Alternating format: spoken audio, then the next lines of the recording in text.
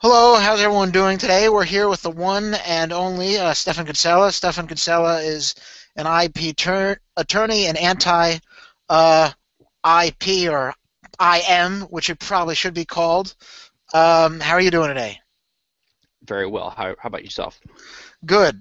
Um, so I think we have a lot of interesting topics. It was funny. So you sent me a link to some debate or discussion you were having with some guy named Quell, I think is his name. I don't know. I thought Oh it sounded no, like. it's a lady, Queen Nelson. She's a respected philosopher and a friend of mine. She's a minarchist, and her comments just illustrated the same type of confusion I've seen dozens or if not hundreds of times over the last couple of decades on differences between minarchy, libertarianism, property rights, libertarianism, and mainstream type thinking.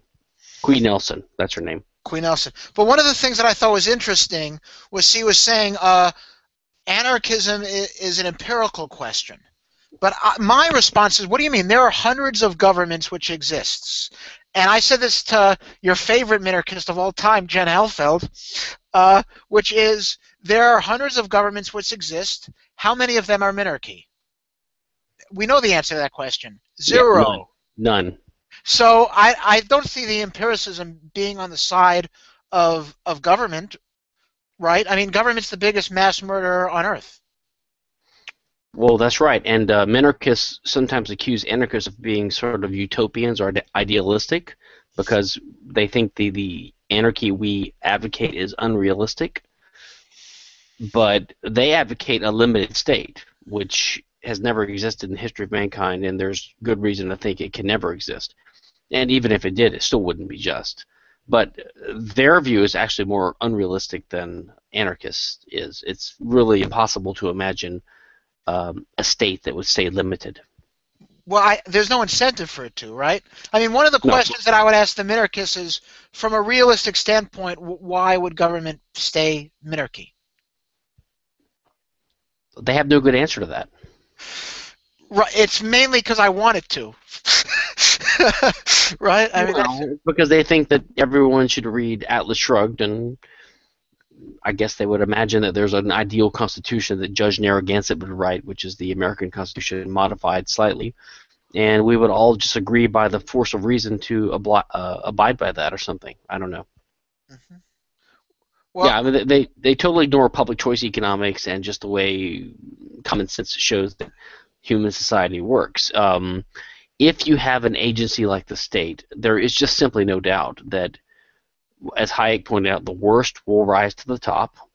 People that lust for power will rise to the top, and as public choice economics shows, they will have a concentrated interest in pushing for a narrow thing that everyone else only has a diffuse interest in opposing, and therefore they won't oppose it, and it will get passed. And over time, you'll have regulatory capture, you'll have mission creep, you'll have agencies that grow and grow and grow and expand. Um, this is what we've seen time and time again, and this is what theory shows us will happen. So the idea of a limited state is a pipe dream. Not only that, the idea of a limited state is a confusing term because all states are limited in the sense that they're not omnipotent. So all states have limits on their powers. mhm. So saying you're in favor of a limited state is really saying nothing because every state that's ever existed in the world is limited. Mhm. So the question is, what limits do you want? Now, what they mean, I think, is they want the kind of night watchman set or the minarchist set of limits. Like there's a strict written constitution that prevents the state from going beyond these boundaries of doing the minimal set of core functions of, you know, uh, the police, the military, maybe the courts, and everything else is forbidden. So I think that's what they mean by limited government, but the term is unfortunate, I think, and misdescriptive. No, I agree. I tell people that I believe in less government and what's less than zero. Um, Yeah, I like that. I like that. Well, actually, I would say I like less state. To me, the other problem is the conflation of the word government with state. Most people use government and state as roughly synonyms. So we anarchists or anti-state libertarians say we're anti-state, or we complain about the government. But you'll find a minarchist or a classical liberal or a pro-statist, and they will use an equivocation. That is, what they will say is governance means the governing institutions of society, like law, justice, the courts, and everyone agrees with that, right? And we agree, yes. So they'll say, well, you believe in government. And you might say, okay, with that definition, I agree. And then they'll say, well, then you believe in the state, because then they equate state with the government. So I try lately to be careful not to actually use the word government as a synonym for state, because government has an ambiguous meaning. It could mean the private institutions of governance. In an anarchist society, it could mean the government is the institutions of law and order, which would exist, I believe. So it's really the state which is precisely defined, as a monopolistic agency or entity claiming the monopolized right to adjudicate disputes in a given territory and or to tax citizens in that area. That's what the state is. Government is a more ambiguous term. Mhm. But then you have arguments like someone was just arguing with me the other day, which is there are all these disagreements on what even constitutes aggression. Like even among anarchists, there's disagreements. Is abortion? Is intellectual property? So that you're not going to have a cohesion where everyone agree. Even if people who are dedicated to that violence should only be used defensively, well, people have different meanings on what that means. And without government, the argument goes, one, uh, then people are just going to be disagreeing. Well, why should I be punished for that? I don't think that's considered aggression. And then now you have people just do whatever they want, or now they're fighting, and so the government is necessary to stop that, I guess. So at least people know this is what you're not allowed to do, and now you're saving time arguing about what it is you're not allowed to do. I think that's right, but I think that gets to at least two different issues. One is more like the issue of what's our basic overall goal. And, as a general matter, I think that we libertarians, kind of as a rough group, we're in favor of society, cooperation, human civilization, people getting along with each other, trying to find a way to live and leave happy. Everyone can possibly live a happy life in this world, the world of challenges that we face, right? And the purpose of a political philosophy and of a political system is to set down rules of interaction so that you have to face disease and hardship and scarcity, and natural forces in nature that are dangerous. But at least if we agree with each other, we can cooperate and we can agree not to harm each other, so that when we need to use resources, at least the obstacle in your path is not a fellow human being, at least not of the people that have agreed to be part of society. You still might face drought, pestilence, disease, uh, other dangers from the real world. But at least with norms or with rules, we can reduce the chance of other people interfering with our use of these means to try to achieve a good life in the world, and we can more successfully have the division and specialization of labor, cooperate with each other, have society, have an advanced economy, etc. Hmm. No, I agree. I also think all arguments that I've heard uh, against anarchy assumes that human beings are self-destructive people. Like people, always give all these examples where the implication behind it is that we're just suicidal and we want with in the absence of government, people are just going to do things which are so idiotic that they couldn't live their life. And my at least my response always is, if something seems completely idiotic, then why are you imagining that people are going to continually do it? Well, not only that, if you think people are so base and evil and incompetent or whatever, why would giving them the centralized power of the state make them better? I mean, you're going to have the same human beings populate the offices of the state, and they will tend to abuse that power even worse. So you don't get any advantage from taking corrupt human beings and giving them more and more physical power over each other. Um, the response to that, I guess, is, well, they don't like to hear that because that means their utopia is not it means their utopia is not attainable, because We can't have it without a state. We can't have it with a state. They don't like to hear that. So I think they resort to the state partly out of uh, utopian goals. Right. And whenever I hear that response, I say, oh, so you must be a fan of well, not obviously not democracy. Then you have to be a fan of monarchy, because at least with that argument you could say, well, we need people who are made from a finer clay than the rest of mankind, and only a few people are that way, and they have to lead us. But if most people are bad or suicidal, then why would you want these very same people you're afraid of to run for office and to vote? Why do you trust people to know enough to vote, but not know enough to make the decisions that they're voting for? I don't get that. Yeah, I know it's a bizarre. There's like an egalitarian presumption sometimes among these people, which is why they don't want to admit that it might be better to have elites that run the world, in a sense, right? Hierarchies. They don't want to admit that, and so that's part of the motivating force behind democracy. I think is that everyone gets an equal voice, an equal vote, all this kind of stuff. Even though most of the people that proclaim these ideas believe themselves to be some kind of academic or intellectual elites, so they kind of contradict their whole philosophy. Hmm. Yeah, no, I agree. Anyway, so let's get back to some of the issues. Well, let's get back to the thing you mentioned earlier. I didn't finish Oh, sorry. my response to you on the aggression issue. So one question you could ask is that, given that there could be disagreements among people about what constitutes aggression or impermissible rules, what does that imply about how humans can organize society? And evidently it is possible for people to agree on at least a large amount of things, right? That's why we have society so far for the last several thousand years.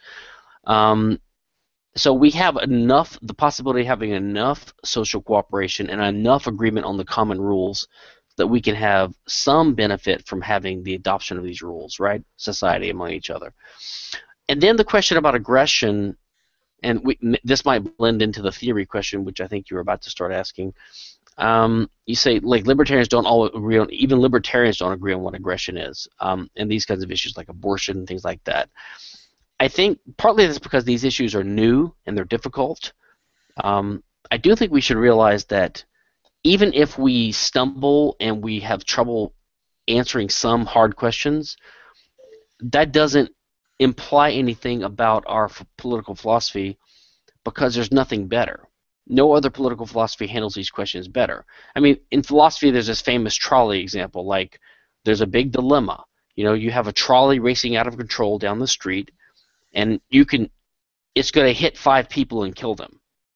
But you have the chance to flip the switch and make it go down another path, and there's only one person there, and you would kill that person. And most people would agree it's better, or it's less bad, to kill one person than to kill 5 people. But the question is, morally, should you switch the lever? And philosophers talk about this. This is a famous problem in philosophy, and it's fine to think about, but it's not a criticism of the libertarian non-aggression principle, because this philosophical, ethical dilemma is difficult for anyone. It's difficult for a communist. It's difficult for a fascist. It's difficult for a social democrat. There's no answer. All this means is there's sometimes bad things in life. So the fact that you pose a problem that the libertarian mindset doesn't have an instant solution to says literally nothing about the validity of the libertarian approach, unless you could show there was another philosophy that handled such issues and other important issues on a reliable basis in a better way. And no one ever does, because they can't be. That's why these problems are drummed up. So when you come to questions like abortion and things like this, these are just the difficult gray areas, continuum issues, problematic issues of moral life. And really, it's just a bizarre attack on libertarianism to say that, well, you have this brand new consistent approach to liberty and ethics, which challenges our welfare statism or whatever we have. And because it can't answer the abortion issue to everyone's satisfaction or the trolley problem, we're going to reject it and keep our welfare state. That's just not a good argument at all. And then the second approach to this question you asked is about aggression. And I would say that libertarians need to get a more foundational understanding of the nature of rights, the nature of property rights, the nature of property, the nature of government and the state, right? And the nature of aggression, and why a lot of libertarians say, well, you can summarize our view in the NAP, the non-aggression principle, or as some people call it the ZAB, the zero aggression principle, right? And what happens is they rightly point out, some of our critics or some of our detractors or some people questioning all this, they'll say, well, not everyone agrees on what aggression is. Or they'll say that aggression is not primary. And my answer to that is they're correct. Aggression is not a primary concept. Aggression is a shorthand description of the set of property norms that we libertarians believe in. Okay, so this is what gets you to the issue that you and I talked about as the kind of core of the show, the focus today. The nature of what property rights are, what rights are, what the libertarian basically ethical norm is, and how it relates to aggression and property. So if you want, we can turn to some of those issues now. So I'll let you take it whatever direction you like. Sure. I do want to talk about those issues in a second, but I just want to respond Sure. to the trolley car thing first. First of all, I'm a bit of a cynic. I think people use the trolley car merely as an excuse to justify the violation of other people's rights. I actually agree with you completely. I was trying to be a little bit generous, but I think actually you're probably right. In most cases, that's really what they're doing. Right. So it's just an attempt, like when you were with Jan Helfeld, he was saying, well, would you eat food Right. In the woods if you were starving? And he asked me this question, and he wouldn't shut up, so I couldn't really answer it. But one of the things, first of all, I wanted to say to him two things. One, what I would do is irrelevant. I might murder, I might rape. That doesn't make murder or rape good. Right. So my behavior is irrelevant to what... Yeah, he's trying to prove you to be a hypothetical hypocrite, even though you're not. I mean, even proving you're a real hypocrite would be irrelevant to the validity of an argument you might make. But the bigger point, and that's why I want to bring this up, is that what I would say to Jen Helfeld or to the people who use this, would you violate property rights in the woods, would be you have to do a cost-benefit analysis. I think taking someone's food without their permission and then getting punished for it, which wouldn't be the death penalty, it has to be proportional, is less of a loss than starving to death. So you're still consistent. Yes, even though it's an emergency situation, you still have to reimburse the guy. Otherwise, what is Jen Helfeld or these other people saying? That in an emergency you could steal someone's food without their permission, and then when they ask for a restitution, you could say, "Go fuck yourself, I was starving." Well, not only that, in the real world that we actually live in, that has society, most people would actually allow you to use their property in such a case. And if you used it without their permission, they would probably just let it go, right? And if they were a dick about it and wanted to push it, and they pushed it too hard, they're going to be ostracized and shunned and seen to be, a kind of outcast in society. It's just not going to be the major problem in society. Emergency situations and how misanthropes and hermits respond to it. It's just a bizarre attack on libertarianism. Mm-hmm. No, I agree. I mean, that's one of the things that sort of annoys me about a lot of people, that most of our interactions in life, well, without government, how do you know you're not supposed to murder? There's a great stand-up comedian where he was criticizing the Ten Commandments, and he was saying, do you know what the problem with the Ten Commandments were? That they had to be written down. That you couldn't think for yourself, don't murder or don't steal. That you need to read a book to do this, right? As Penn Jillette said, whenever a religious person says to me, well, without God, what's stopping you to rape and murder and kill? He's saying, well, what are you saying? That you want to rape and murder and kill, and thank God for holding me back? Well, yeah, that's kind of like the homosexual argument. It's like all these homophobes they're terrified of homosexuality becoming, I guess, accepted as a minority position because they think everyone wants to be gay really secretly, and they're afraid that they're just looking for an excuse, and if they just get one little suggestion that's publicly legitimized, they're just going to become gay. I mean, it's bizarre. I get the same thing on intellectual property all the time. I mean, so I come up with a coherent, calm, I think, reasonable example or argument against intellectual property showing why it's not just. And 9 times out of 10, the response is, well, don't you have a copyright in your books? It's like they just cannot have a coherent, honest discussion or thought about this. And a person in prison ate prison food, and the people in the Holocaust ate the bread Right. and the soup. What Right. vile hypocrites! Right. Right. So it's kind of like a bizarre, uninformed ad hominem argument, and it's usually wrong. It's like, well, no, actually, well, yes, I have a copyright in my books because your copyright system gives me one. I'm happy to give it away, but your copyright system won't let me give it away. And of course, the easy response there is it's just offensive. So I'm having a copyright, so you don't write the book and then have a copyright and then sue me. So it has nothing to do with me. That's actually not. That's actually more true in trademark and patent. It's actually, legally speaking, that argument is not exactly correct in terms of copyright.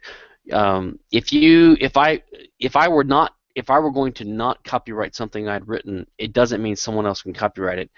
But the whole premise is wrong because it's not possible for me to not copyright it because I never copyrighted it in the first place. As soon as I write it down, this is what people don't understand. The law says something. They don't even understand the law that they're proposing, that they're in favor of. The law says that if ever since 1982 or 88, I forgot when the Berne Convention was implemented in the U.S., the late 80s, mid 80s. As soon as you write down something, it's called, you fix it in a tangible medium of expression, you have a copyright in it automatically. Federal law gives it to you. You don't have to put the copyright notice on it. You don't have to register it with the Copyright Office. You have a copyright whether you want it or not as soon as you write something down. You and I have a copyright right now in this YouTube video because we're producing it. Every word that comes out, we're being copyrighted. We're receiving a copyright in it. We can't help it. So to blame us for hypocrisy for something that the law is doing to us is just ridiculous. Yeah.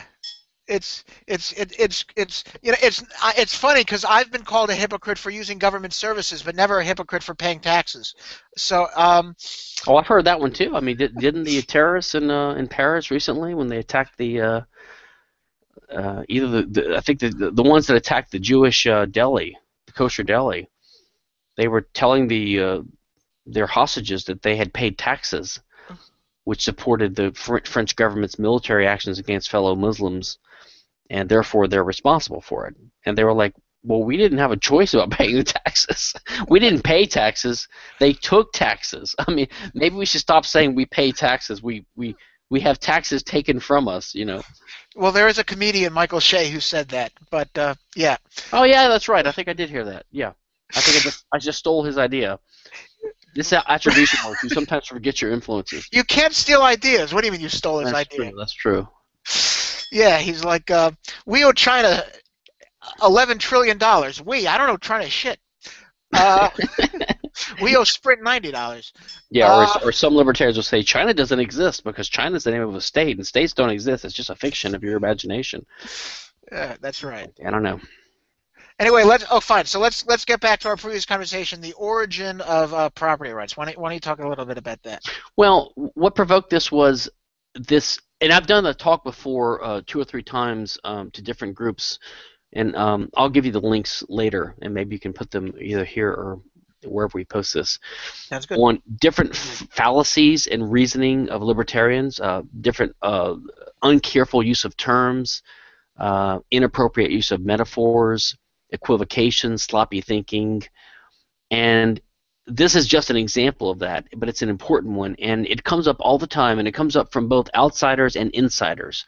Outsiders, I mean non-libertarians, and insiders, I mean like either minarchist libertarians who want to find a way to avoid the natural conclusion of libertarian principles, which is anarchy, or unprincipled libertarians, I call them, people that are just kind of, they're libertarian-ish, but they avoid putting it in terms of rights or principles because they think that's too dogmatic or something. They just, similar to the people that say I don't like labels, and I call those people non-labelers. You know what I mean? People that say they don't like labels, I find are the stupidest people I ever talk to, because basically what you're saying is you're not a human being, because human beings are the language, the animals that are intelligent enough to use language, and language is the use of symbols that denote concepts, which is Yeah. how we understand the world. We take percepts, we form them into concepts, which you could call labels. I mean, to It's say like you're against labels is just like one of the stupidest things it's I've ever heard in my it's life. also it's also like when people say I don't care what other people think. When why are you telling Yeah, other yeah, people I know. that? It's just like a self-contradiction, like right there. Yeah, yeah, for one of Hoppe's books I reviewed, and I love Hoppe. He's my biggest influence.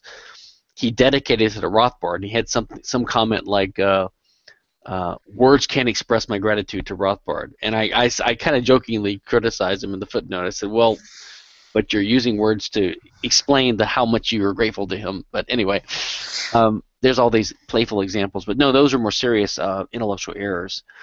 So on the topic of aggression, I think that what we need to realize, we need to go back and think about what the nature of libertarianism is, and in fact, what the nature of all political theory is.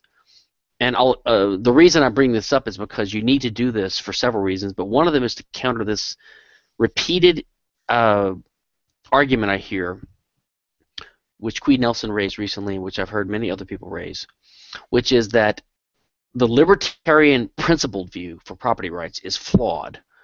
The Lockean view is flawed because it says that you have a property right in something when you can trace title back to the original homesteader or appropriator, and you can trace title back to the current possessor by a chain of title, a bunch of contractual transfers, basically, either intestacy or testaments, wills, or actual contracts or sales or assignments or donations or gifts or whatever. But you can trace the title back, and that in reality, the world is not like that, because most land, for example, that we have now, conquest or theft back in the chain of title, back in antiquity.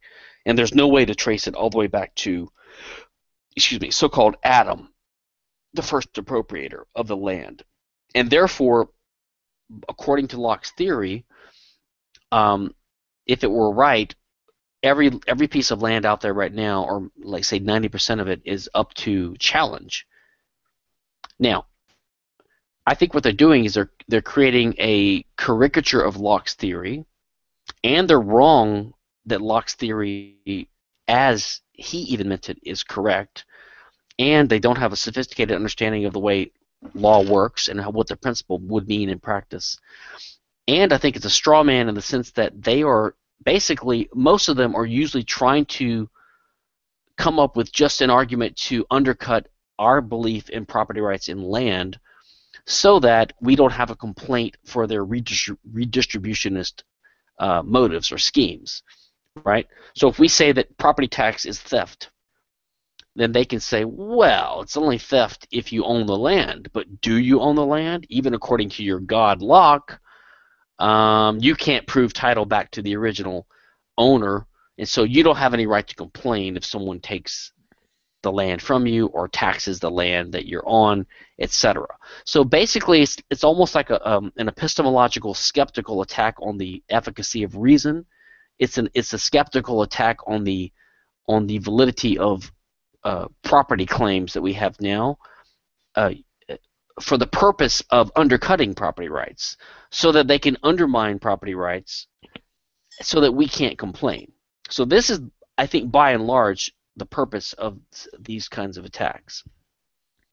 The flaw in it is shared on both the side of many libertarians and the people who attack the idea of kind of a Lockean ownership of resources, including land. The flaw is this: Locke is explaining in simple terms that an unowned resource, well, that human beings need to, well, and I'm going to combine here like Hoppe, Rothbard, Mises, and Locke, and I'm going to state what the libertarian principle is.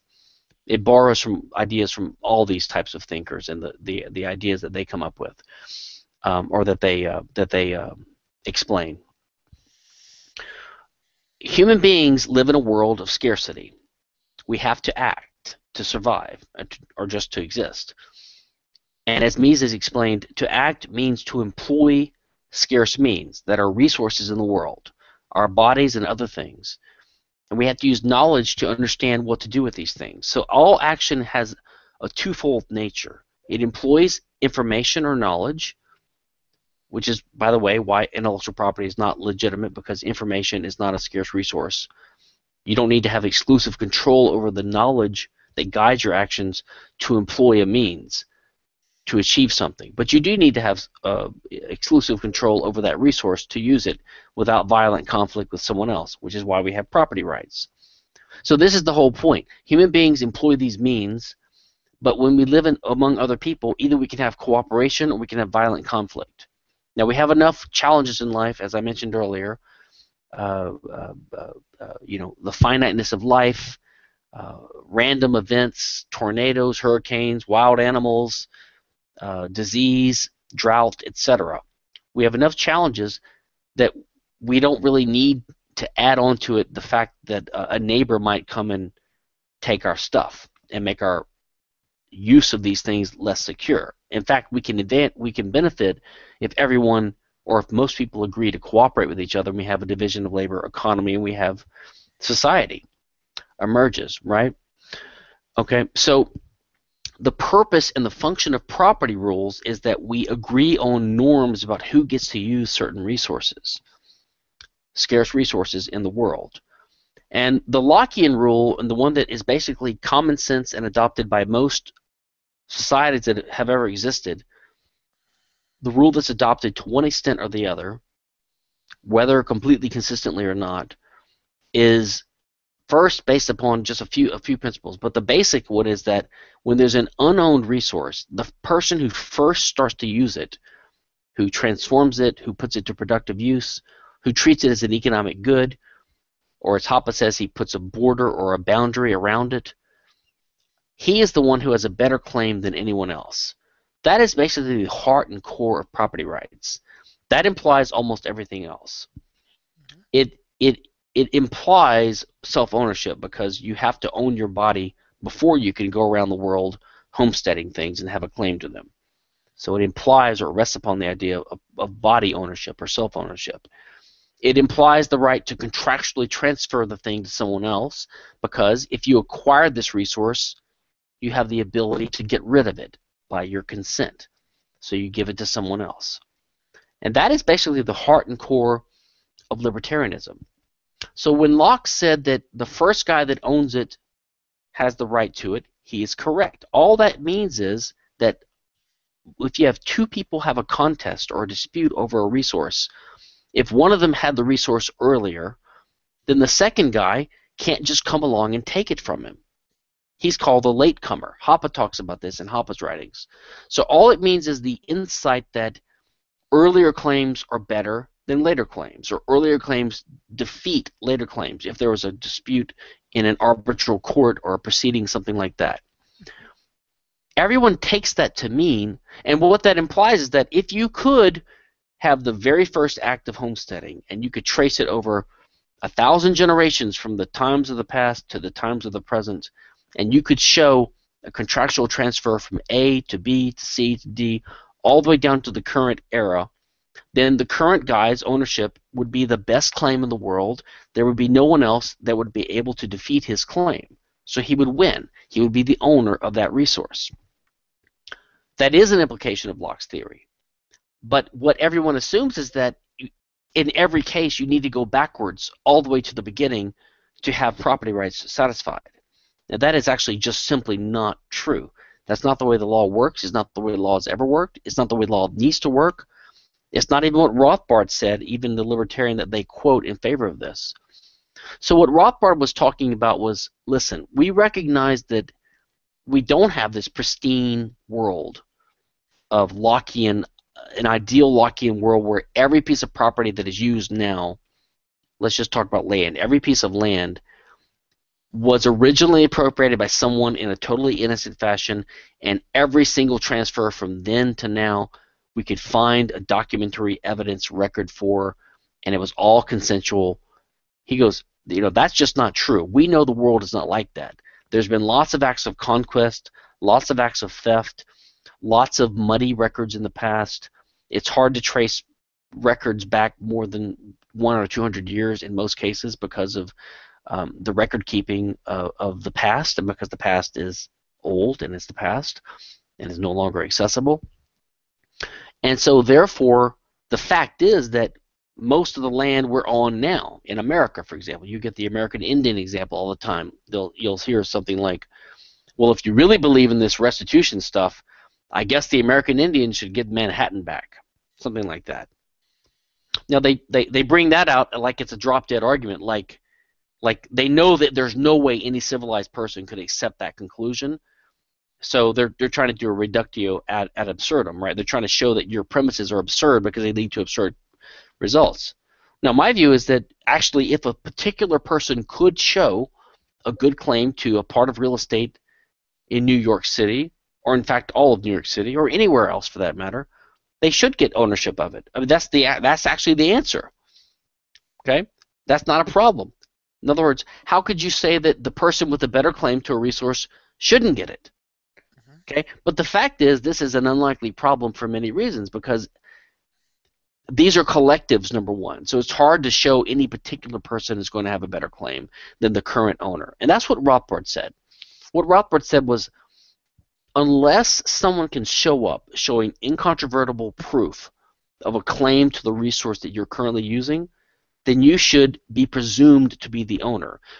And what that means is that you have a better claim than anyone else in the world, because you are actually possessing it. That's why the maxim arose in the law. Possession is 9/10 of the law, because there's a practical aspect to this, and that is we want to let people be able to use things. And the only way we can know who owns something is by having an assumption, right? Having a prejudice, an initial assumption, a presumption of who owns it. And the presumption always has to be the current possessor, just like you're presumed to own your body because you're the one operating your body, right? Now, if someone can prove that he raped my little sister and tortured her, so that's why I have him enslaved, then otherwise you look like an enslaver. Or if you're beating someone to hell, you look like the aggressor unless you can overcome the presumption, unless you can prove I'm doing this as retaliation for something he did to me.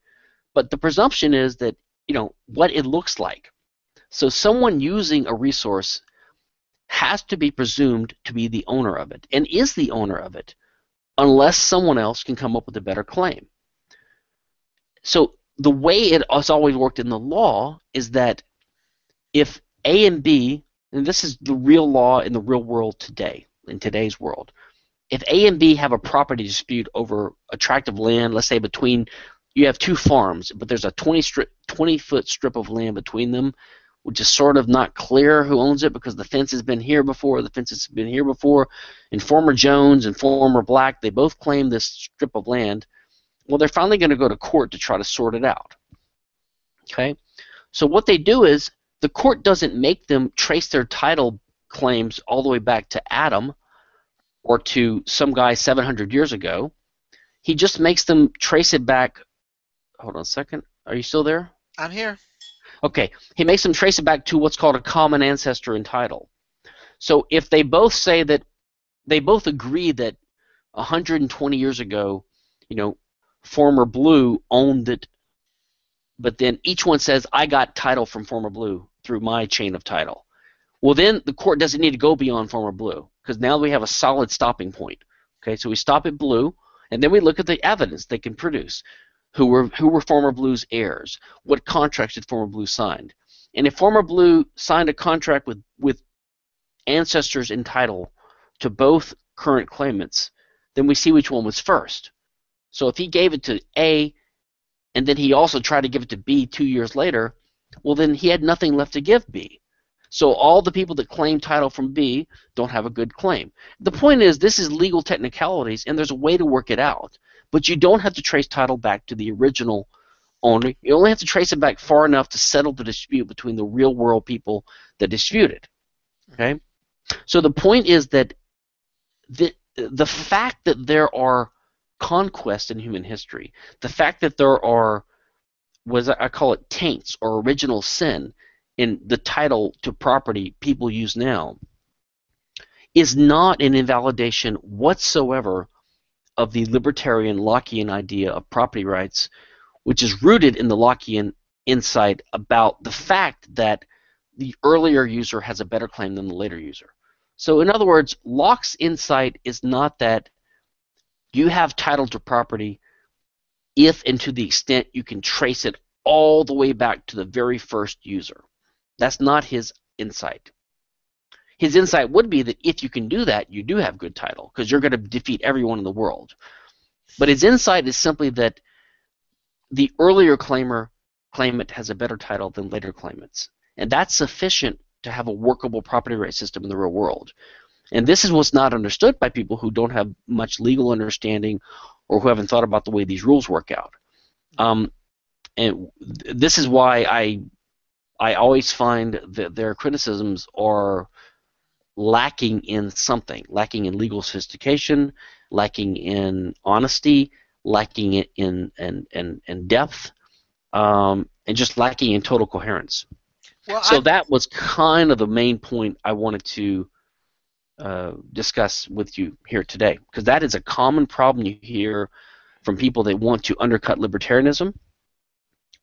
You'll hear it from left libertarians or mutualist types or anti-property types who don't like, or Georgists who don't like the idea of property rights and land being absolute. Mm-hmm. You know, they want to say land is something different, because, and then they'll often use this as an example. You can't say that a Georgia single tax, or you can't say that government regulations of property through zoning laws, all these things, you can't say that violates your absolute rights to land, because after all, you don't have absolute rights to the land anyway. You didn't create the land. Right. Well, and in fact, you didn't even get it from an owner, because he got it from someone who got it from someone who stole it from someone else. So right. they want to say that there's original sin that taints your title to your claim to title to your land, which gives you no reason to complain if someone else regulates it. But what these arguments all miss is that everyone who wants to regulate your use of your land, if they want to take it from you for eminent domain, if they want to threaten to take it from you if you don't pay property taxes or tribute, if they want to regulate it by zoning laws, they all are claiming ownership themselves of the land. Right. And their basis is that you don't have a good lineage of title to the property all the way back to Adam, but they have no claim whatsoever except that criticism. This is the problem. Right. Well, actually, interesting enough, John Locke himself was a Henry George's, because he had the Lockean proviso, which basically said, to the creator belongs a creation, and you do not create land, and therefore everyone has an equal share of property and land, and if you take more than your equal allotment, or there's not enough for other people, you have to pay some tax. Well, hold on. So I don't think he said, okay, so I reject, Hoppe and other libertarians reject the Lockean proviso. Locke's argument wasn't perfect. I don't think he said that everyone has an equal. What he was trying to say was that if there's unowned resources out there, then if you take an unowned resource and start using it, no one has the right to complain, as long as you leave enough for everyone else. In other words, he was just trying to eliminate one possible argument you could come up with, because someone could say, well, if you take this meadow, now I don't have that meadow to use anymore. And Locke says, well, yeah, but there's enough around for you to go use yourself, so you still don't have a good argument. And you have to remember, Locke was responding to Filmer, who was trying to come up with this kind of feudalistic, monarchistic defense of monarchies by saying that basically Adam owned the world in the beginning. This is what Filmer was saying, I think. Adam owned the world so God created the universe, God owns the universe, God gave title to the earth to Adam and Adam's descendants, and Adam's descendants all own that title. And if you trace it like that, then you could come up with an argument that all the existing monarchies in the 1700s, they have legitimate title to own the land of the UK or the kingdom, or not the UK, the England, or the local kingdom or the local country. because they could trace their title back to an original descendant of Adam, etc. So it was this kind of convoluted argument in defense of the existing status quo that Filmer was doing, and Locke was trying to counter that, and he was doing it by saying, no, no, no, no, here's really what happened. So he bought into the kind of theological myth about everything to counter Filmer's picture, his story. And his picture was God gave the earth in commons to man, but it wasn't owned yet because it hadn't been transformed. So when he says in commons, you could take that as you did and say everyone has an equal share in it. But the modern libertarian would say what that means is it's unowned, and that's really what Locke meant. It's not claimed yet, so therefore it's Right. not owned yet. So that's what Locke was trying to counter. And Okay. in any case, Yeah. Well, no, because I mentioned because one of my professors is a Henry Georgist, and and so in class, he said, to the creator belongs the creation, but you did not create land, and he's just used land as any natural resource. And so, right. which I said to him, look, if I'm walking in the woods, and let's say the woods is not privately owned theoretically, and I find a rock, do I not own that natural resource, which clearly I did not create? I mean, I think to the discoverer belongs the creation also. Well, so this is another related flaw I think that infects all of political theory nowadays, which your teacher is repeating, which I've heard so many times it's nauseating. It's this idea that ownership comes from creation, and that we own what we create, and that we only own what we do create, and that what we do create is value, and we own value. So almost every step of that chain of reasoning is incorrect. First of all, we don't have a property right in value, because value is just a subjective estimation of other people. Right. You don't own that any more than you own your reputation, because you don't own what other people think. You don't own their brains. It's not true that you own what you create. Otherwise, you could own your children forever, right? Exactly. This is argument by possessive pronoun, right? Like, if you can put the word "your" in front of it, then you own it. Like, America is my country. Well, I guess I own America. That's my wife. These are my memories. Well, I use the word "my." It's a possessive pronoun. I own them. And this is literally. It sounds like a hyperbole or a caricature of what they say, but this is literally what some people argue. It's my labor. I own, and then also the idea that you only own something if you create it. Now, in a technical Austrian sense, that might be correct, but only in a hyper-subjective Austrian sense. So what does that mean? So you can never get a gift? Well, I guess they would make an exception for contract, but to have ownership of something initially, someone has to create it, they would say.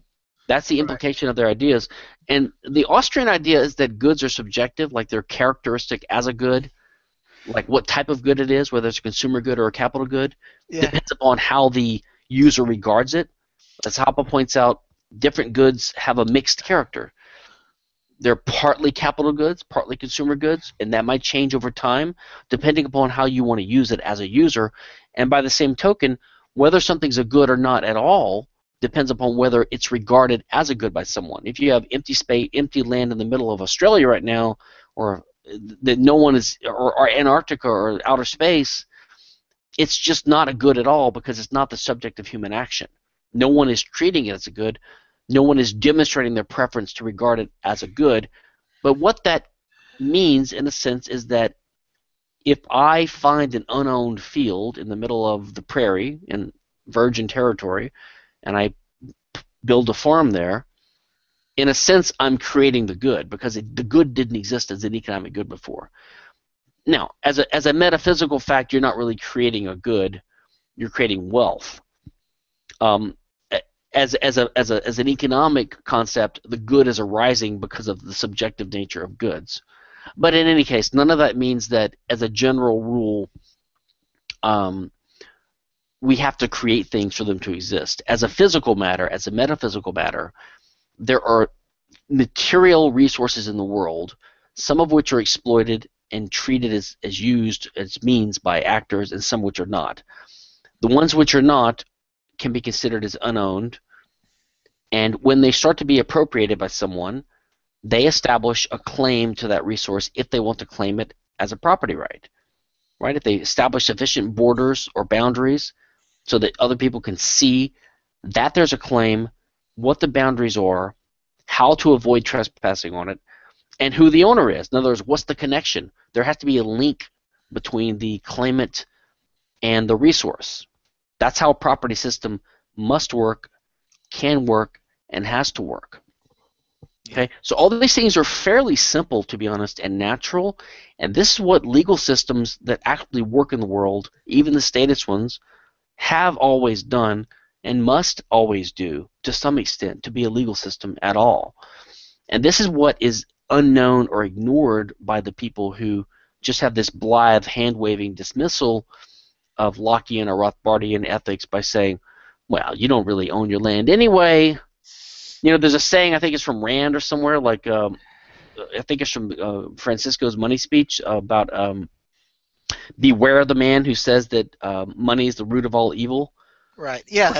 Because he's coming after your money. In other words, people that tell you don't worry about money so much, they always want your money. You know, used to take your money. Right. It's right. It's that comic of, you probably saw that comic of one of these Occupy Wall Streets, and it says share the wealth, and when some bum next to him says, "Can I have your iPhone?" Right. Yeah, it's the same thing. So anyone who starts challenging the moral basis of materialistic possessions, I always say hold on to your wallet because they're coming after it. you know, and so it's the same thing. All property rights, or all rights, are property rights, and rights to control scarce resources. You know, so these people that try to undermine the basis of the claims that current users of resources have, they always want the resources themselves. Right. So if that's the case, what we really have is a contest or a dispute between A and B over, like, my house or my land. So then the question is, who has the better claim to it? And the person claiming it, the outsider, the latecomer, has no claim whatsoever to it, except a criticism in your chain of title. That doesn't give them a better chain of title. No, I agree. And it's actually interesting, talking about to the creator belongs the creation. I heard someone argue that the reason taxation is not theft is because we have legal tender laws, and the Federal Reserve creates a fiat currency. Yeah. And therefore taxation isn't theft, because you wouldn't even have fiat currency if it weren't for the government, and therefore they own all the government. Well, of course, all the money. You have to be a statist, or I've heard some people refer to minarchists now as mini-statist. You have to be a mini-statist or a statist to have that reasoning, because you have to believe the government's legitimate, or the state is legitimate in the first place, right, to even make that argument.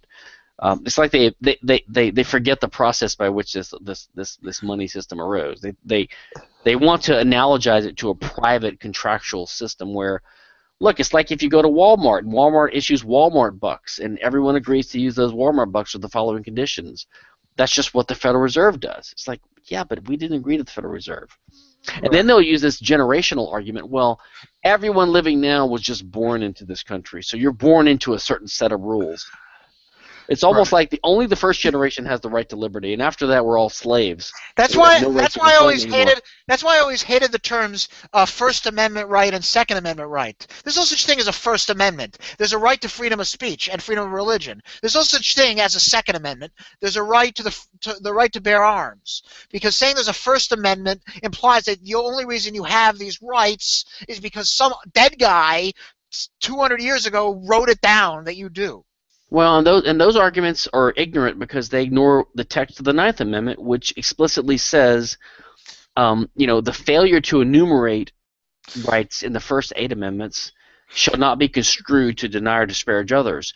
Right. So anyone who argues that, like, if they say, well, the Second Amendment, I don't believe the Second Amendment protects a individual right to bear arms. It was only a collective kind of militia thing. Now, that's not a horrible argument. It is. In itself, yeah, I know. I'm just saying you could make the argument that's what the text means, because it does have the militia term in there. But making the argument itself violates the Ninth Amendment, because it's technically irrelevant whether the Second Amendment protects the individual right to bear arms or not. Because even if it doesn't, That doesn't mean we don't have the right, because that's what the Ninth Amendment says.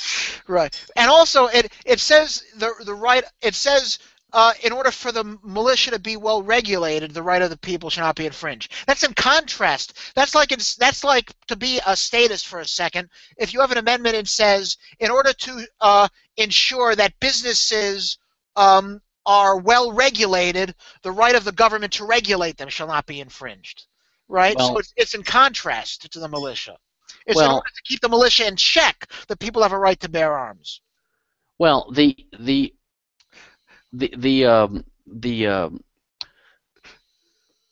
p- statists are not always consistent in their interpretation of the Constitution, of course. So one Right. example is in the Second Amendment, they put a lot of meaning into the initial phrase.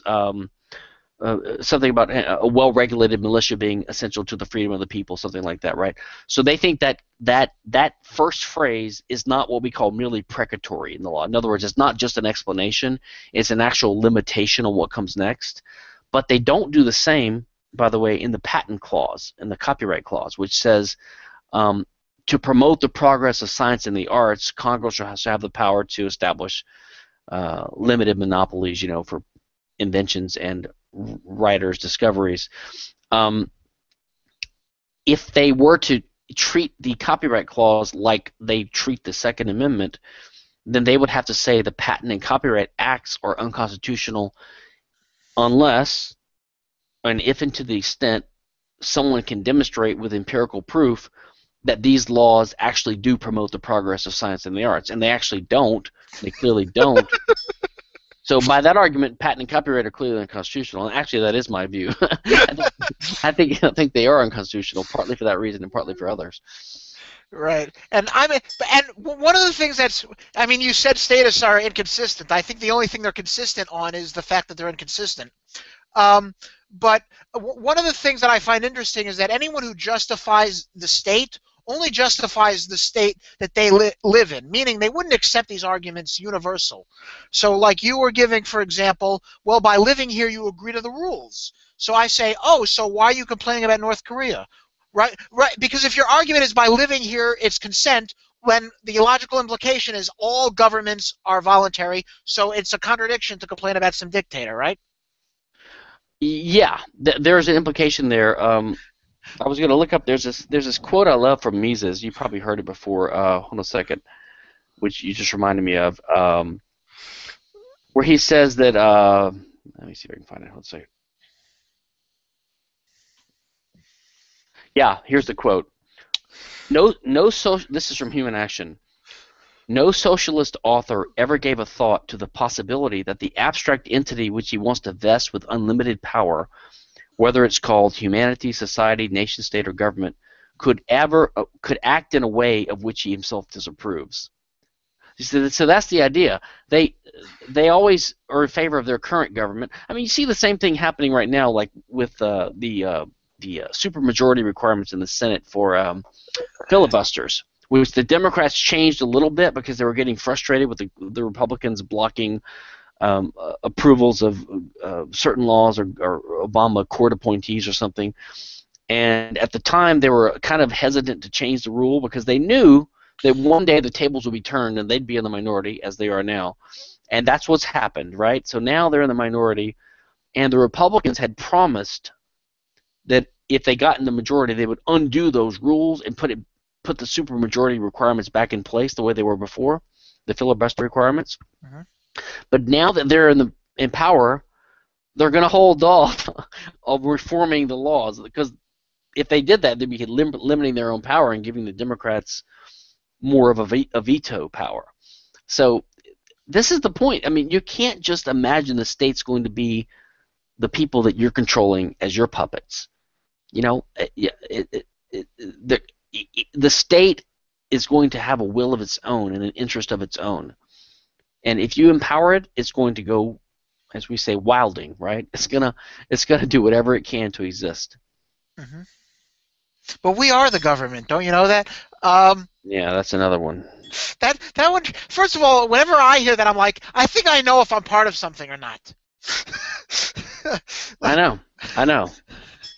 Like, Well, people make analogies. They try to analogize different way the state works to private society institutions, even though the analogies never quite fit. But they just want to say it and be done with it. It's like they'll say, "Well, you're a member of the," or they'll just say something, some arbitrary assertion that makes no sense. Like if you say, "Well, why am I a member of the state?"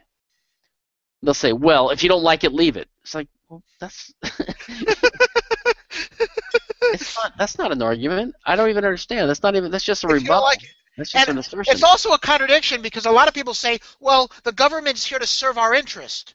Well, if every time we're complaining we have to get the fuck out, that doesn't sound like they're serving our interests. It's not like they have to leave, we have to leave. That makes them the landlord and us the tenant. Well, not only that, you can't leave without the government's permission anymore. So there's all these, there's all these. I mean, if you leaving doesn't do any good. If I move to England, I still have to pay taxes to the. If I move to a zero tax country, I still have to pay taxes to the U.S.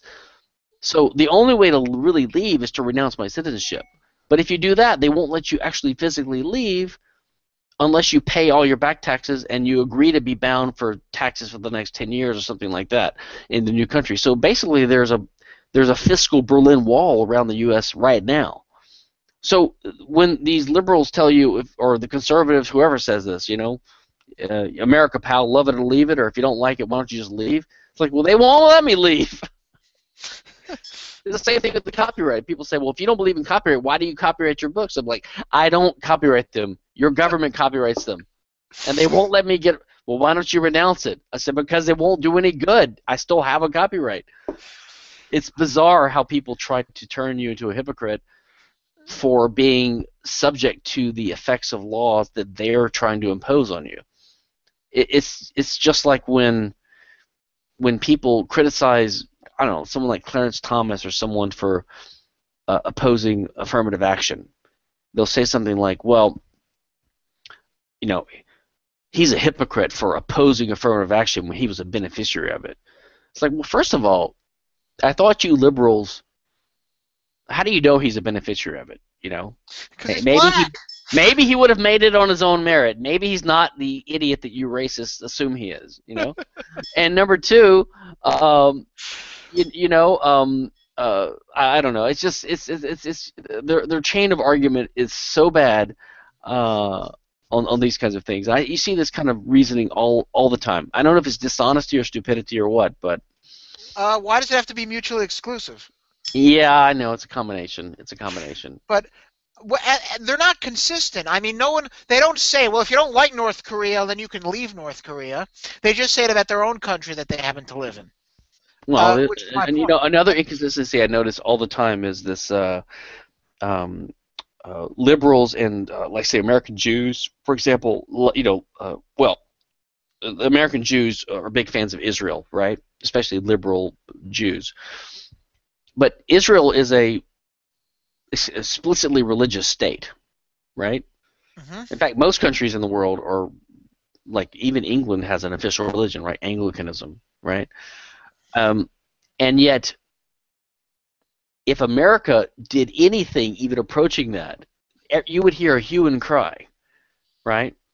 And yet, there's a special exception made for Israel and for other countries. It's just the double standards drive me insane. Mm-hmm. Not that I want U.S. to be a Christian country. I don't. I just posted something recently that upset some status, but I thought it was a valid point, and I wrote, if you don't like getting raped, then move to a country without rape. Yeah, right. Yeah, or if you don't like not having abortion access being easily provided, move to a country with abortion. You could come up with any argument like that. What I sometimes say to people when they say, if you don't like it here, get out, I say, well, if you don't like the fact that I can stay here and bitch about it at the same time, you get the hell out. Why do I always have to leave? You're the ones who are violent and. Yeah, why don't you leave? Stop complaining about your husband, your spouse beating the shit out of you, and just leave. Just get a divorce. If you don't like it. Well, I kind of agree with that one. Well, no, I agree. You're an idiot for staying, but although a lot of them probably feel like trapped, that they can't leave, and who knows? But and then, of course, you have the implied consent. I think, how is it implied consent if I explicitly dissent? Uh, but Well, I think it's because they're essentially collectivists, right? So they're not individualists, so they don't view the fundamental entity, the fundamental unit of social analysis as the individual. It's these nation states, these the corporate form of the nation state. It's the U.S., and so it's like a family, and you're born into it. That's the the fundamental unit of analysis. Okay, so so you have to consent to stay there. You have to follow by its rules to stay there. They just don't think of it in individualist terms. They don't. that's Why? I don't know. I don't know. yeah. I don't know. I think if government is like a family, it's like then my uncle who touched me when I was 9. It's not Yeah, a good. except that was like once maybe, and you can finally escape him, and he finally dies. Yeah, right. But Uncle Sam is always there. That's that Lysander Spooner quote, right, about the highwayman versus the state. It's like the highwayman just robs you once. He's kind of a decent, honest guy. He takes a risk when he robs you because you might get shot back. He doesn't hound you forever, demanding tribute for the rest of your life, and he doesn't pretend that he's doing you a favor when he robs you either. He robs you once, it's a clean transaction, and he leaves you to go on your way. But the state, the tax man, is always there. Yeah, it's just perpetual. Okay, so I guess one of the topic I wanted to talk about was obviously I think based on our discussion you probably don't believe in it, but I'm sort of curious why it even exists, and that is the idea of a statute of limitations. I mean, to me, I don't think there should be a statute of limitations. I think once you do something wrong, and I don't know why there should be it's not milk. I don't know why there should be an expiration date, but what are your thoughts on that, and maybe why it even exists? Technically speaking, I'm opposed to all statutes because statutes are the legislation issued by state legislatures. So you couldn't have a statute without a state. Okay, so right off the bat, it's just like copyright and IP. I mean, if you understand at least patent and copyright, you realize they're both statutes, and you just couldn't have them without a state. So if you're opposed to legislation, or if you're opposed to the state itself, then you can't be in favor of anything that has to be or that is a creature of legislation, such as a statute of limitations. Now, the reasoning behind the rule of the statute of limitations is the following. If something is done to you that's wrong, you have the right to seek redress in the courts. But you need to do it within a reasonable amount of time for several reasons. Well, the first reason is that if you really have a wrong done to you, why would you wait 20, 30, 40, 50 years, right? Or if you never did pursue it in your life and 150 years down the road your descendant wants to bring it up against the property held by your ancestors or something like that, why would that make sense? Why would we assume that the original owner in effect decided to forgive the crime, or decided not to pursue it, or decided that it wasn't worth it? So that's one reason for the rule. The other reason is that over time, witnesses, testimony, evidence, that all gets more and more stale and harder to find. For the same reason, or for similar reasons, that if someone came to you and said, like from Africa, and said, I want your house because it's on land that 10,000 years ago, or 2,000 years ago, or even 500 years ago, was owned by some great ancestor. They're just not going to be able to prove it. So I don't think you need an actual statute of limitations, but in practice, I do think that the older a claim becomes, the more stale it becomes, and the more impractical it would become to enforce it, because over time you'd just be impossible to prove your claim. And the other thing is, imagine a private law society, a free society, where we only had private courts. Now these courts are going to have practical aspects to what they're going to do for their customers, right? Now, let's suppose you have a customer that is just a litigious little asshole, and he wants to sue everyone file 100 lawsuits a year for $5 offenses. Now, that's not really the purpose of a legal system, and it's going to invoke a lot of resources. You're going to be like the bad customer, and if you have a jury system, you're going to be calling all your neighbors all the time to get on the damn jury for these little things because you're just a troublemaker, basically. I could see rules emerging as a practical matter, like any realistic legal system, any realistic PDA, private defense agency that you might sign up for. It's just going to say, listen, here's what we're going to insure you against. We're going to insure you against rape, robbery, burglary, murder, theft, but we're not going to insure you for anything less than $100. And we're not going to, and if you file more than X lawsuits in a year or you're deemed to be a nuisance, we're going to drop you as a customer, right? Or if the claim is more than 30 years old, we don't want to deal with it. It's just too old. Just like you have pre-existing medical conditions exclusions when you sign up for medical insurance in the private free market. People don't want to insure you for things that happened way in the past, right? So I think as a practical matter, something like a statute of limitations, you could see that emerging in a private legal framework, which simply means that people find it almost impossible or increasingly difficult to bring claims that were very old. That's all. Mm-hmm. And I think that makes total sense. No, I agree. It's sort of like double jeopardy, or another thing that I never understood in the law is why if you have a retrial, you can't have new information that wasn't in the original trial, right? I don't think that's not a rule as far as I know. Is it? I think what you're talking about is the appeal. If you have an appeal of a trial, then the appeal has to consider only evidence introduced at the lower trial court, but the appeal is usually reconsidering the legal aspects of the decision, something like that.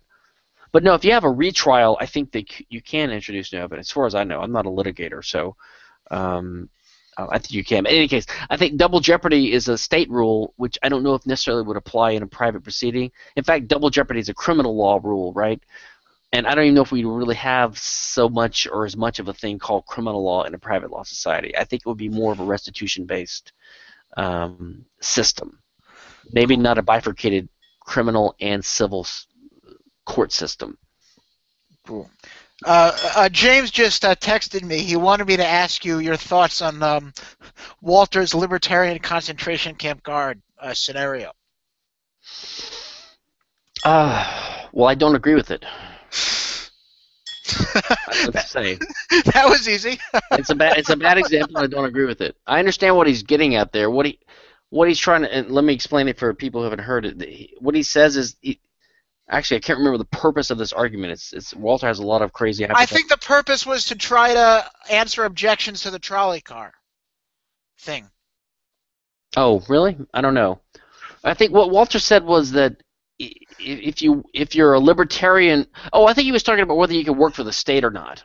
He was talking about whether it's legitimate for libertarians to work for the state. No, the argument is if you're a libertarian concentration camp guard and you have to kill 400 people, but you only kill 300, and you become a guard in order to save 30 lives. So you kill 370. No. I know. I think the purpose of his argument, he was trying to explain why it's okay for libertarians to work for the state, and his example was if you lived in Nazi Germany and you were a libertarian and you took a job as a concentration camp guard and you had to murder inmates, but you, on occasion when you had discretion or the ability, you murdered one less here and there.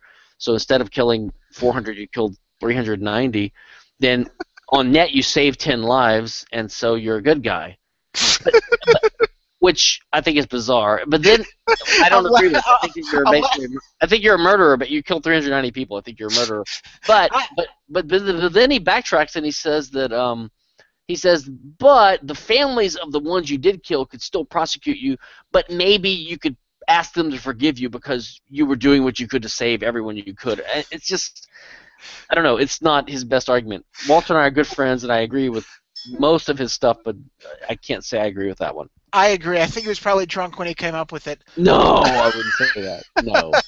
No, I'm just He's kidding. just overly enthusiastic. No, I like Walter a lot too. I disagree. Plus, you don't. It's not good for a cause to talk about libertarian concentration camp guards. Uh, I don't really have a strong opinion. I've heard people say that. I don't have a strong opinion on that. I, I don't pretend to be an expert on strategy, and I'm not a big sensorial PC type. So I'm not too bothered by the fact that he used an unpopular kind of out there example that might offend people. I really don't care so much about that. Although you're probably right, but I don't know. I won't opine on that. I just think the logic of it is the problem. no, I agree with the logic. Murdering people is bad, and just because you don't murder as many as you could have doesn't mean it's okay. I mean, I could see a version of that argument in a much less heavy-handed fashion where, you know, you're. Well, here's a version. Like, let's say you go to law school and you want to be a tax lawyer and you want to defend companies and people from the income tax. Well, the fact is that you know who those people want to hire? They would love to hire someone who used to work for the IRS. And the reason is because those people really know the system well and they're going to be the better defense attorneys. So I could see a libertarian working for the IRS for 3 or 4 or 5 years after law school and then going in and doing it on purpose just to learn the system really well. Now, if you go by the arguments of some libertarians, then basically you're a criminal as soon as you start working with the IRS and you're subject to being shot, you know? Who's the guy that argued that? Chris Cantwell or something? Larkin Rose. No, I don't remember. Anyway, Well, Larkin Rose was in jail for not paying taxes. No, I thought Cantwell said that anyone who works for the state is subject to being shot. Oh yeah. Like Yeah. even He also said teachers it. He also post said it's okay to shoot people for stealing. He also wrote a whole article criticizing the idea of proportional punishment, and that if someone violates any of your property rights, it's okay to use any punishment. So he's okay with killing you if you steal a paperclip. I mean, it's ridiculous. I don't agree with that. I don't think you can sustain that argument. But my point is, so, and I'm not condoning this or arguing for it, and I didn't do it myself, but I could see someone having worked for the IRS for 2 or 3 or 4 years to get experience, and while you're there, what would you do? You would try to get the most experience, and you would try to minimize the harm you had to do as part of your job, right? And so that's getting close to Walter's kind of concentration guard thing. I think it's not an a priori thing we can deduce like what you can do in life. I kind of agree with the Randian approach on this, that you don't have an obligation in life. We live in a mixed economy. We live in an unfree world. We live in a mixed world. So I don't agree with the libertarians who are so scrupulous. It's called scrupulosity, right? I think Jeff Tucker calls it scrupulosity. That if you're just a lawyer like I am, and I actually took the bar exam, so I had to swear allegiance to the state, so I'm automatically a criminal, right, or a bootlicker or something. I think that's ridiculous. On the other hand, I don't think you should ever take a job as the president or as a DEA agent because or as a prison guard. Even you're actually doing evil literally by your job, or the guy that executes prisoners in state prisons or something. I mean, so there's got to be a practical line between not being a martyr by refusing to do anything. Like, I don't think it's really wrong to be a professor at a state university. I agree. Okay, and I don't think it's wrong to even take welfare necessarily. I agree. I don't know if it's wise or if it's strategically a good idea, but I don't know if it's unlibertarian, okay? But there are certain things where I think you cross the line and it gets increasingly morally more problematic and strategically more dangerous to your soul. And you start corrupting yourself, you start telling yourself lies.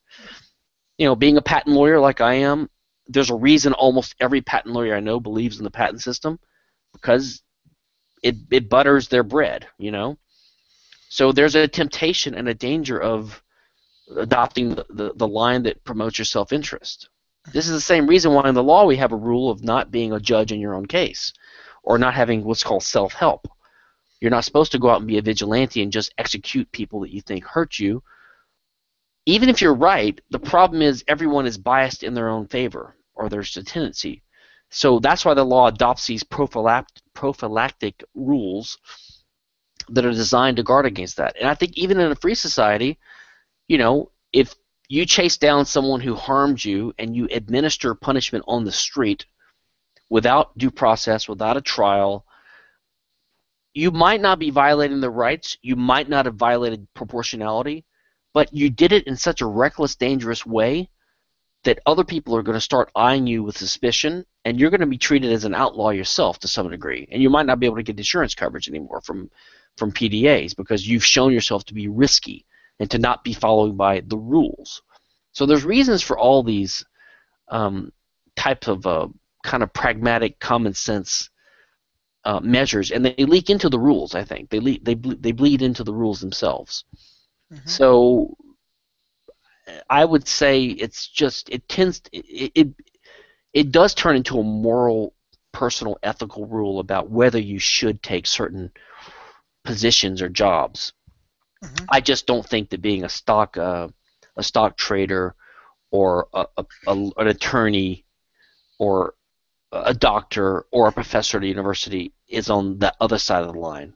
That's just my personal prudential judgment. I just don't see how you can come up with an argument for that. Yeah, my father loves introducing me as a person studying Austrian economics, which is about how government should have no intervention in the economy, and then I'm studying this at a state school taking out student loans. Right. But as if that's some kind of contradiction or something or inconsistency. It's not. It's not.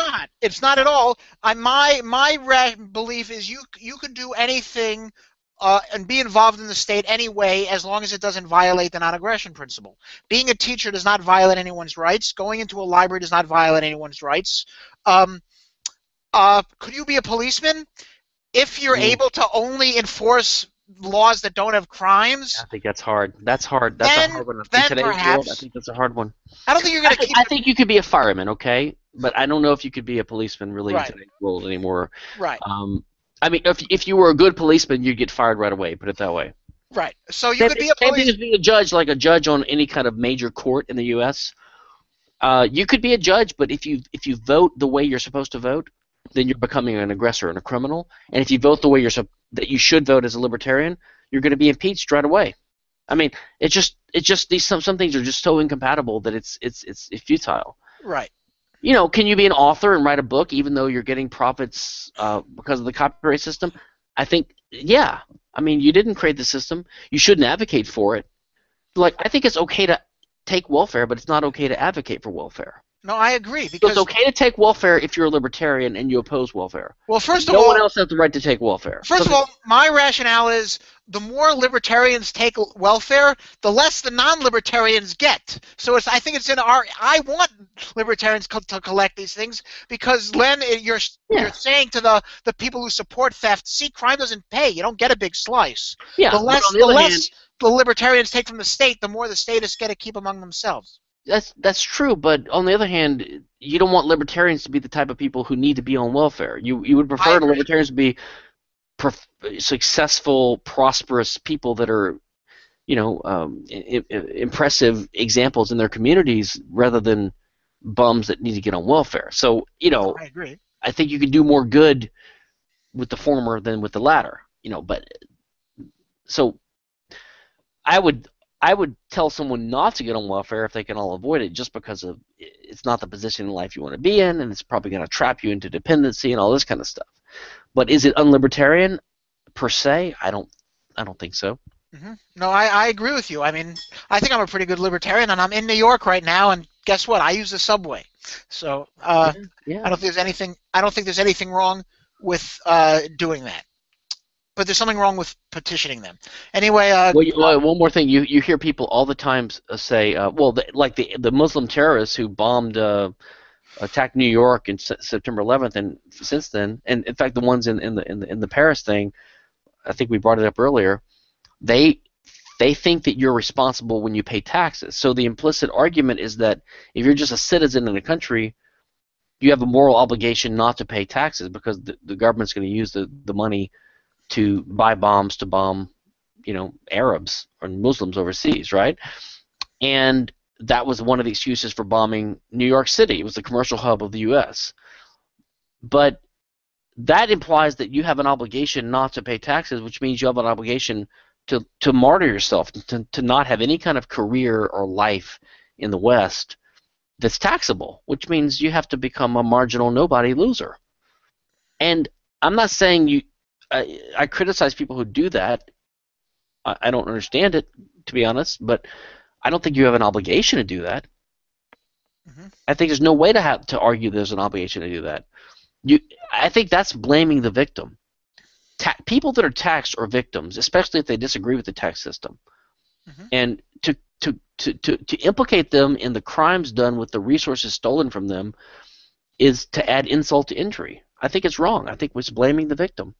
No, I agree. I'm like, so if I say taxation is theft, I should be a victim twice by not even at least using the things that I'm forced to pay for, if given the opportunity. Yeah, or not having a career that is taxable. You have to, Mhm. what do you have to be an eBay trader and use cash and always be in fear of going to prison for income tax evasion? It's just crazy. Yeah, it's Anyway, crazy. that's my take. But All right, cool. Well, we had a long show. Great talking to you. We should do this again soon.